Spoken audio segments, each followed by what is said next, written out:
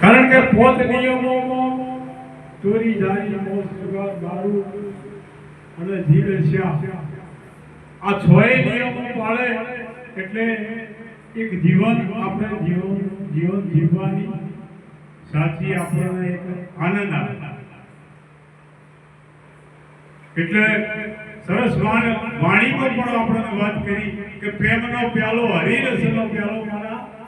સદગુરુએ પાયો પ્રથમ ઘૂંટડે પાંચ તત્વનો ભેદ બતાવ્યો કે શરીર સાથે પાંચ તત્વનું છે એમાં પ્રાણી બની રજૂ કરવાનો સતો પાંચ ને 8 અને ઇનોદા બન્યો છે 8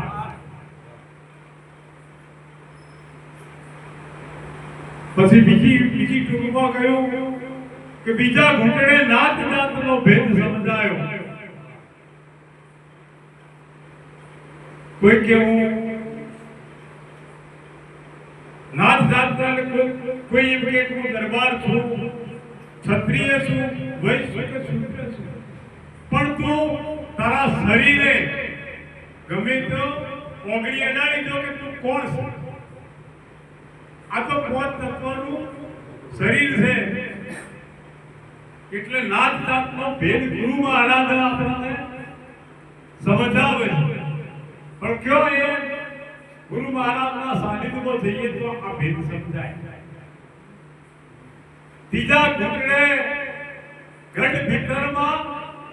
પુરુષ જાયો અજાયો બે દુનિયાના ઝઘડા બોલા દૂર કરીને ભગાયો આ દેહ મોરે એમ છે કે હું દેહ છું આ દેહ મારો છે પણ આ દેહ છે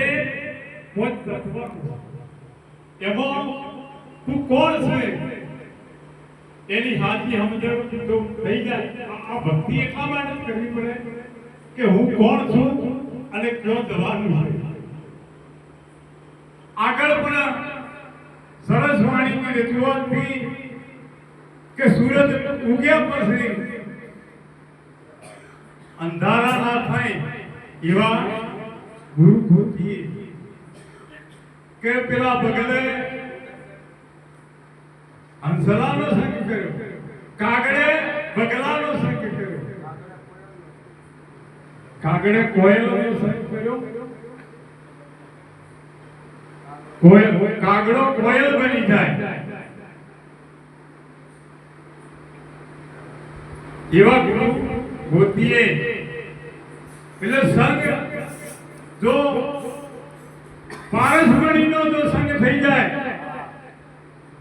તો સોનું બની જાય અને ભમરીનો જો સંગ થઈ જાય કીડમોથી ભમર બની જાય અને જો આવા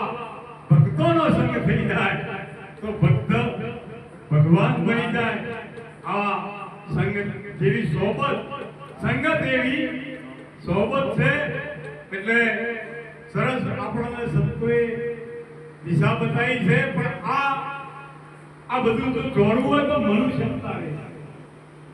જોડી એટલા માટે સંતોએ કે મનુષ્ય બાબત મનુષ્ય જવતારે મોકા મૂળ